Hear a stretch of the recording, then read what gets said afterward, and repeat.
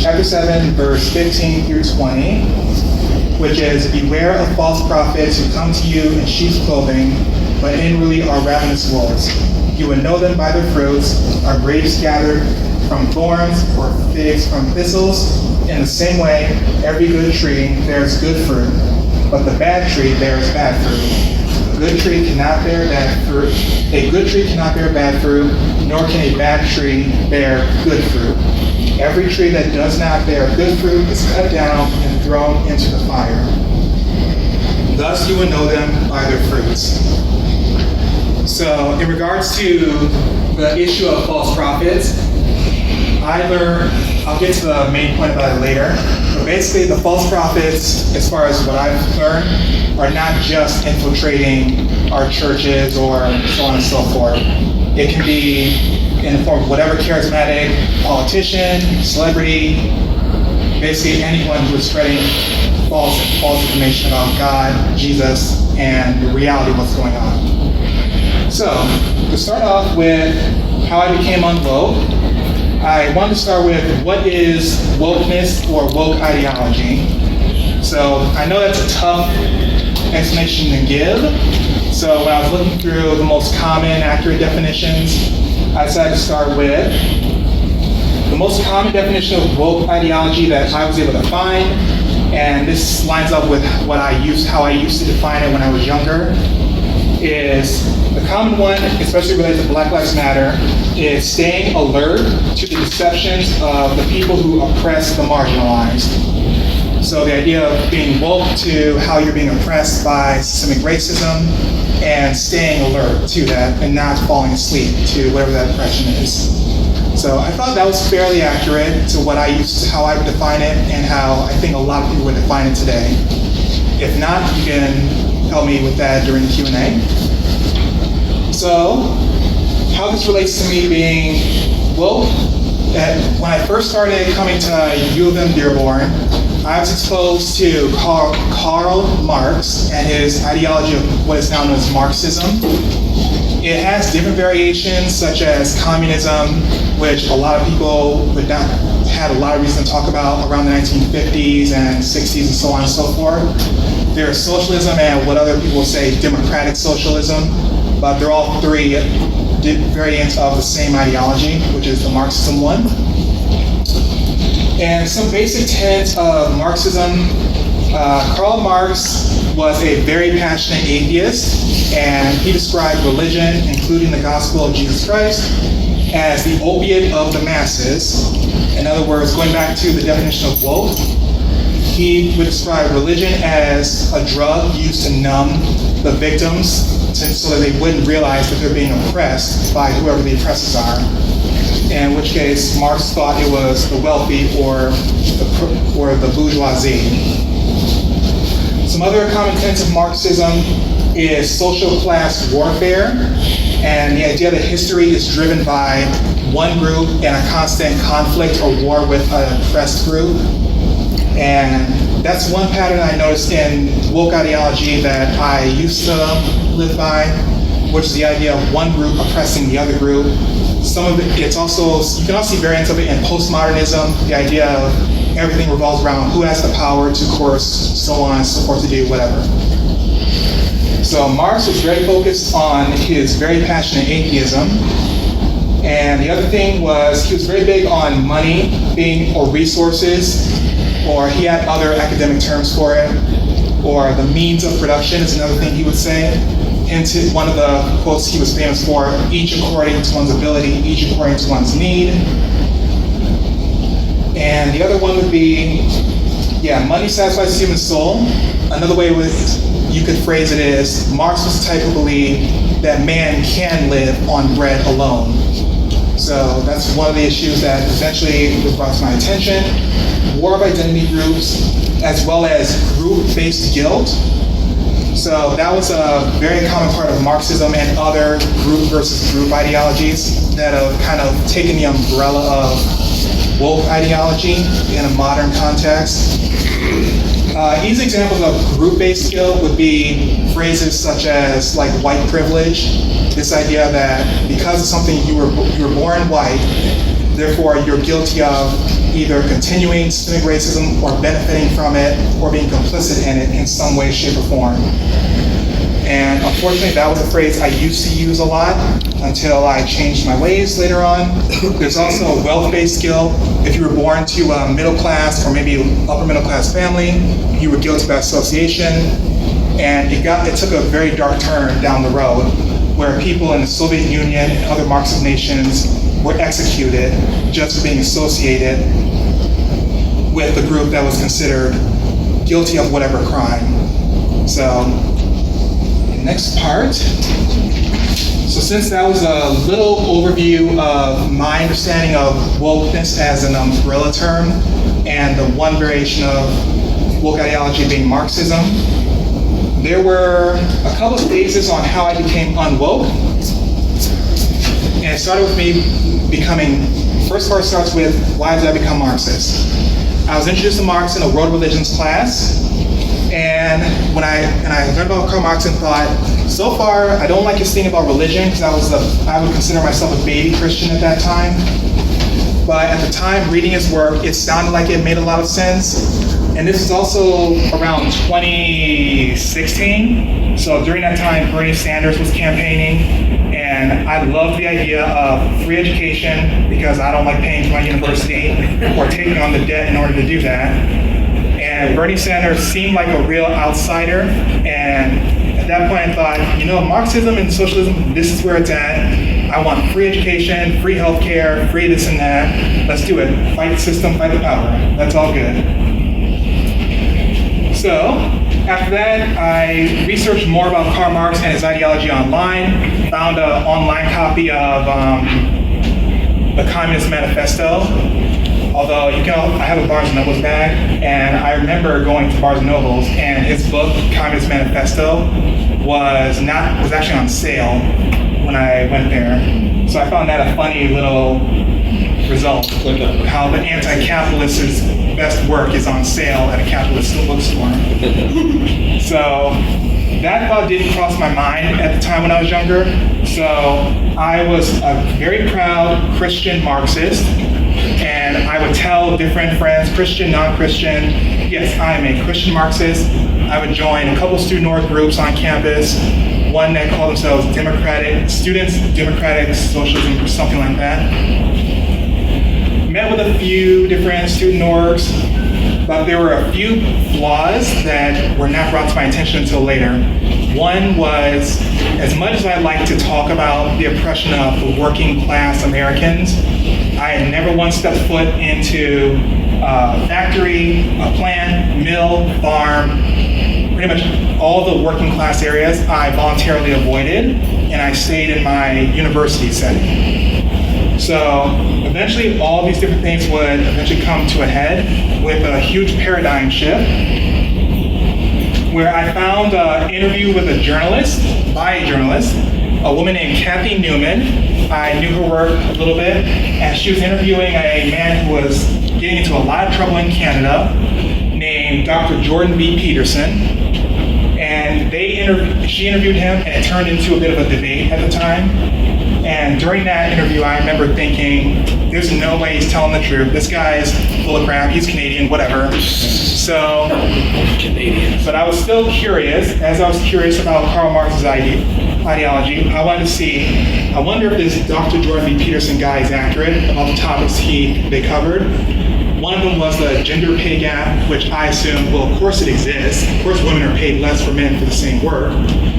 So he pushed back against that. I tried my best to research the sources that he brought up when he argued the contrary. And that began this whole rabbit hole of me looking into who is this Dr. Jordan B. Peterson. And it started with him getting into trouble with the Canadian government because he was a University of Toronto professor who pushed against a bill called Bill C-16. And you can look that up, it's actually a law now. But the problems with it, as I read through it, was a mandated speech policy under the guise of protecting a marginalized group, specifically transgender individuals. But when you actually read how it works, I was terrified by it and thought this is the first moment I thought, this woke ideology seems to be taking a wrong direction. And I thought, well, maybe that's just an isolated incident. They're Canadian, they take a lot of things to the extreme, whatever. But it started a rabbit hole where I was researching more of Dr. Peterson's lectures, his YouTube videos, and also some of his debates. And he's gotten into some really interesting debates. People like Sam Harris, Slavoj Žižek, a bunch of interesting people. So at that point I became a fair weather fan of Peterson, even though he's very passionate about his hatred of Marxism and identity politics. But his main reason is he doesn't like ideology, and I was still a Marxist at that time.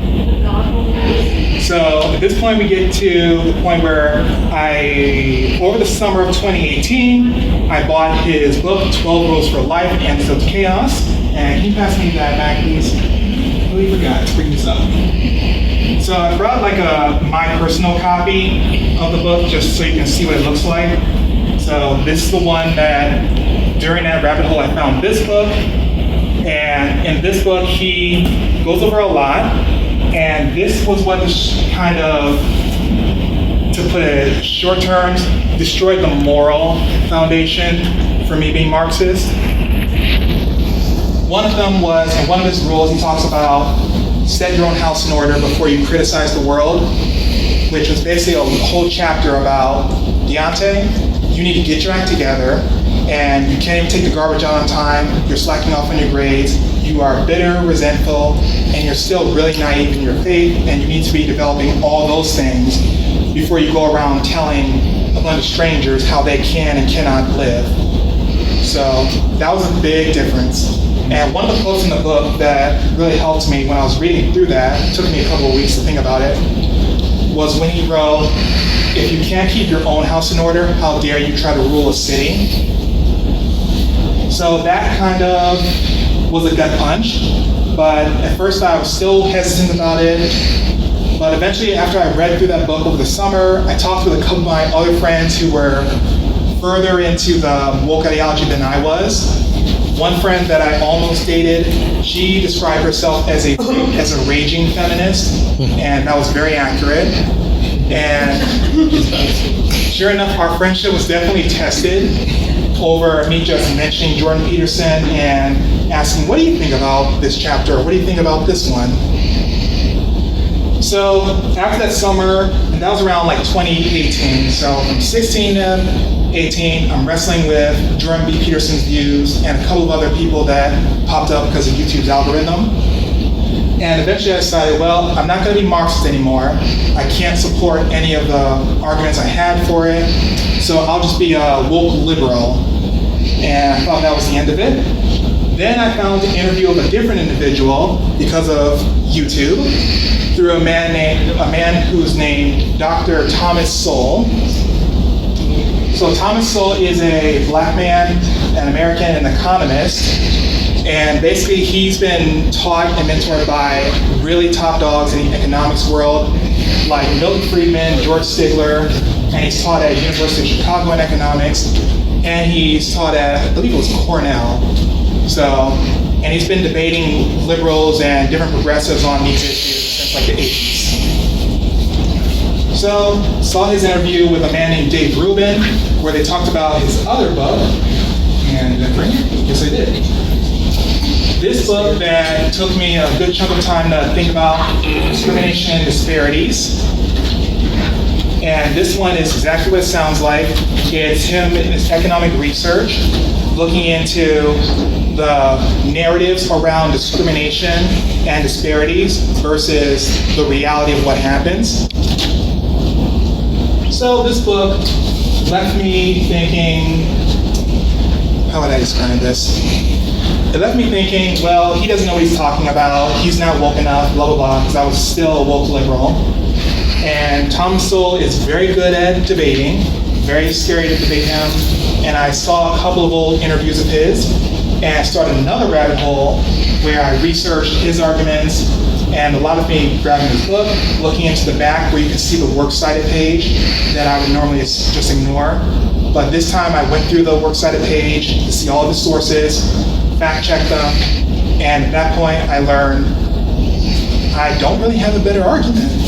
So I tried looking up other people's, couldn't, and every time I found other people, it was in a context where they were debating him, and they didn't do as well debating him. So after a couple of months going through that, I looked through and discovered a group called the Hoover Institution, a more conservative-leaning think tank that does independent research, where Tom Sowell was interviewed a lot on their platform. Then I became a fan of Tom Sowell, but there was one little problem, which was his views sound very similar to American conservatism. And my big issue was I was very much aware that if you are a black man in America, or a black person in general, you must vote Democrat, and no self-respecting black man would ever consider supporting or identifying as a black conservative. That's not a monolith view. There are some black people who are not conservative, but they're not willing to demonize people for that. But I unfortunately was part of that crowd who sympathized with that attitude of demonizing black conservatives. And so I decided, well, there's no way I'm going to be a black conservative, so I'll just be an anarchist instead and be all about freedom and fight the power against government. And at that point, it didn't take several months or years for me to understand the Bible's already very clear about governments. They're not perfect. Some definitely need to be resisted. However, we do need some government to maintain law and order, because human nature is not wired for a complete anarchy society. And I learned that pretty quickly when I realized there's no anarchist society that has survived plagues, wars, famines, unexpected deaths, invasions, etc. So historically, I figured anarchism won't work, but I was still too scared to go the black conservative route. So I tried praying about it, and actually I stopped praying for a while and said, I'll just be libertarian. That's more reasonable. There's plenty of black libertarians out there. Mosh Ture is one. I'll do that. So then I thought about it more, talked with other Christians who were still on the woke side, some on the conservative, etc., etc. And my biggest issue was I was picking ideologies to basically be a mouthpiece for. And that's what I didn't fully realize I was doing. Because when I thought about libertarianism, my biggest issue was, for the most part, libertarianism works out really well if you are young, you don't have a wife, a spouse, and kids, and you believe that when you see bad behavior across the street, such as drug abuse, the assumption is usually among libertarians, as long as they mind their business over there, they can shoot up whatever they want, just stay off my lawn. The recurring thing I remember about scripture is that when it comes to any sinful behavior, it never stays put. It always finds an excuse to expand and grow, even if it's little increments over time. So that was one of the issues I had scripturally and rationally with libertarianism, and the fact that it didn't really align with the conclusions I was drawing from Dr. Peterson, Tom Sowell, and eventually a different gentleman. This is the third book that was a huge influence. This is a historian, Paul Johnson. He wrote a whole book on intellectuals, and it's basically covering all the most prominent intellectuals of the 20th century. And let me see if I can find them. Starts with the beginning, the roughly beginning. Jean-Jacques Rousseau, Karl Marx was in here too. He got a whole chapter to himself. Tolstoy, Bertolt Brecht, and then actually, what's his name? Oh, I'll get his name later. But there's a black civil rights leader who was in here too, briefly. Simone de Beauvoir, the patron saint of feminism, was in here. And it's killing me, I know. Who knows, does anyone know the name of the one black civil rights leader? He wrote, I'll figure it out later. It'll come to me when I stop thinking about it. He was an author. It'll come later. Okay, so basically, I decided that I'm not going to be a mouthpiece for someone else's ideology anymore. And I also understood that I was using an ideology as an idol and not depending on God for wisdom on these issues. So I decided, okay, I'm done being stubborn about it. I will make it Facebook official that I am a Black American conservative, and nobody responded, so it was fine. So I went through that, and basically I didn't face the consequences of voicing my opinions until a little bit later. So where to begin? My one friend, my raging feminist friend, who hates Jordan Peterson, but she enjoys being around me and talking to me, ironically because of how much I grew from reading Jordan Peterson's work and fact-checking it or attempting to. And basically we're no longer friends because it got to the point where she would look up Jordan Peterson's tweets, or X's, whatever they're called now, and basically get mad about it, and then yell at me over a private message because of what he said. Going back, so she was all in the raging feminist route, and it got to the point where we couldn't even talk about movies anymore because the movie industry is taking on more of woke ideology. So unfortunately, we could talk about the Avengers, and then somehow it would devolve into us disagreeing and then eventually arguing. So eventually I decided, especially one day, because she messaged me on my Sabbath, so eventually I said, okay, we're done talking. And the friendship kind of died out peacefully after that. Different time, around 2020, I voted Republican for the first time in the 2020 election of my own decision. Really big step for me, a lot bigger than the Facebook official announcement kind of deal. And eventually one of my Black friends found out during our conversation where it came out naturally. And that's when conflict happened. I was called Uncle Tom, Oreo at one point. A different time, this Black friend of mine basically said, give me your Black card, as a way of saying you've lost the right to call yourself Black. But thankfully I was able to be more mature by that point, so I kept my sense of humor about it, but also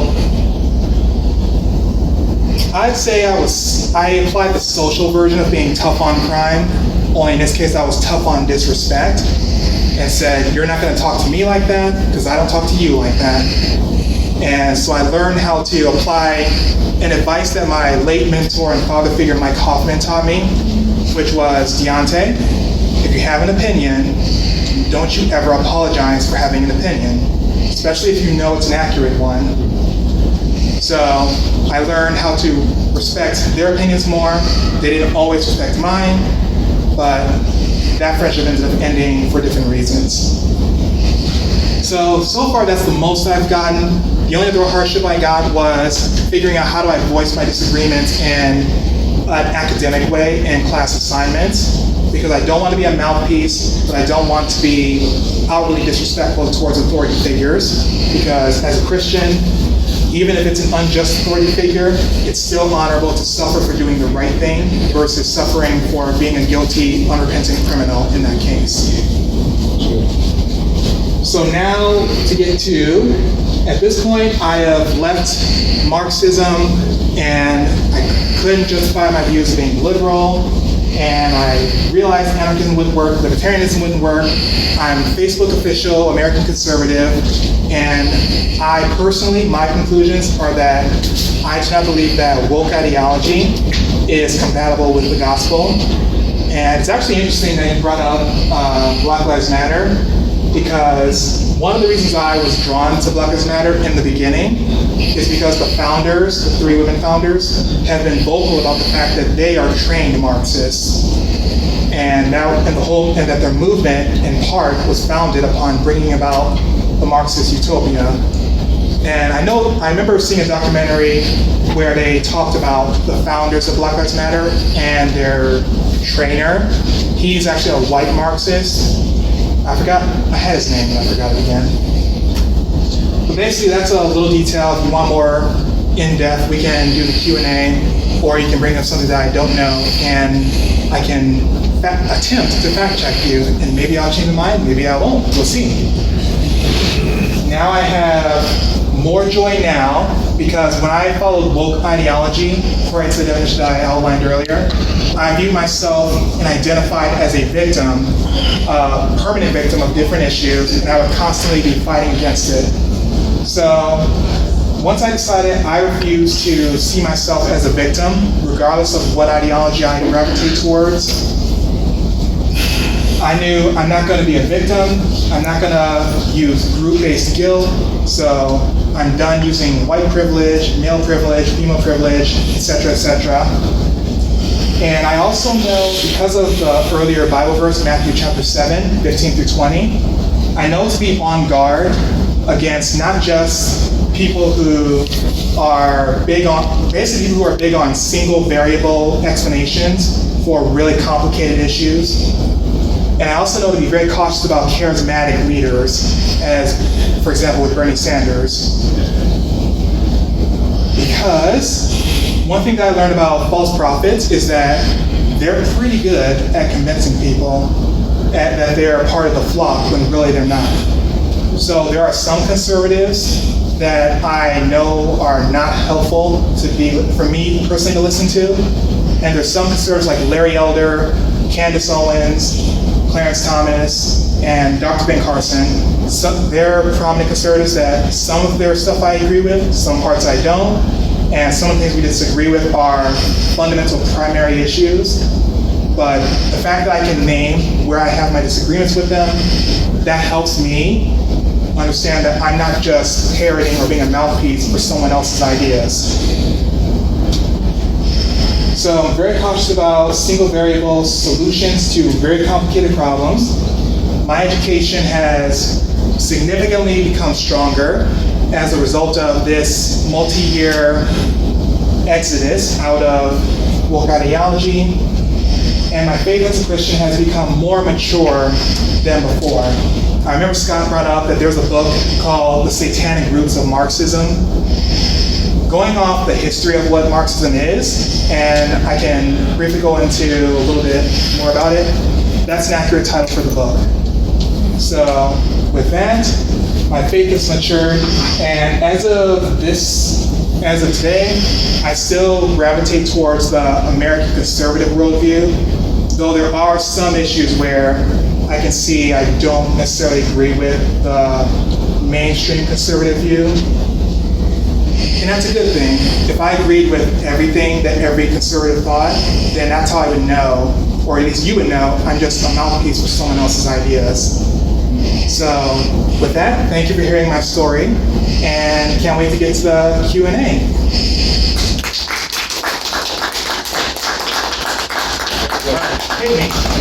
Well, actually, I'd like to know a little bit more about the timeline, including how old you are now, when it was that you first started as a young man to absorb the wokeness ideas, and then at what age you decided to forsake that. So for the timeline, the whole, let's see, I'm 29 now, I'm bad at math. So 2016 is when I officially publicly proclaimed that I was a woke Marxist. So it's 29. 22, there we go, yeah. I was around 22 at that point. And the point where I officially would say I am definitely done with Marxism and wokeness or woke ideology, I would say I was very public about it around like 2020 is... 26. Yeah, say what? 26. 26, yeah. So, wow, that was a 4-year research, so yeah. Was it because of school? It was a mixture of learning what I learned in school and a mixture of, some people are just stubborn. So I was curious, but I was also a bit stubborn about it. So yeah, it's a mixture of school and a mixture of me not wanting to believe like the information that I was getting. So around then, I would just draw my own conclusions. And some of them were right, some of them I had to recheck, and that's part of why it took the 4 years. Anyone else? Questions, comments? I got a question. I just like to assume that all the students would like Mike. I would let them go first. Okay. Or have them. Okay, so your definition of wokeness was staying alert to the people who oppress the marginalized. Or something. Staying alert to the deceptions that the oppressors would use to keep their foot on the marginalized. I'm going to change my question. So I did not clearly hear that. So, do you think caring for the marginalized is something that's important from the Christian world? Caring for the marginalized. Yes. So, as a Christian, Yeah. Christian worldview, we are called to care for the marginalized, and that's part of actually what drew me to Marxism in part, because it does talk about, in Marxism it brings up working class people being marginalized. The only difference is Marxism twists that one detail into justifying resentment and envy and violence. So, as a Christian, I do believe that we as individuals are called to care for the marginalized. And yeah, I think it's on us as individual people in our communities, our churches, not the government, to care for the marginalized. That's actually, I kind of like how you answered that question. I do think that it's up to the church, which is comprised of individuals, to address those type of issues. Do you think that the government attempting to address those issues is immoral or inherently evil?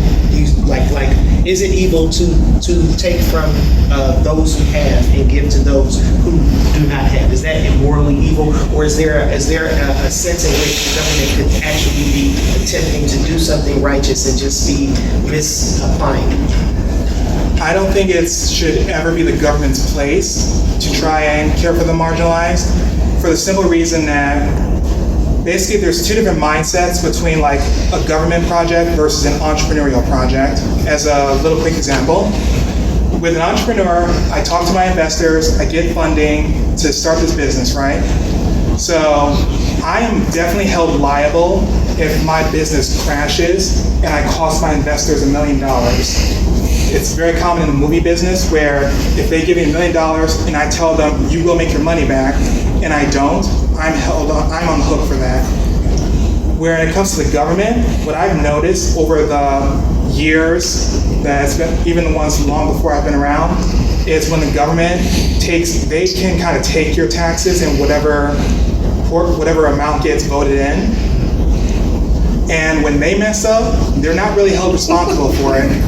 So that's why I don't think it's possible to do any good for a marginalized community unless you're willing to pay a heavy price for being wrong. And then in that way, you can hold that person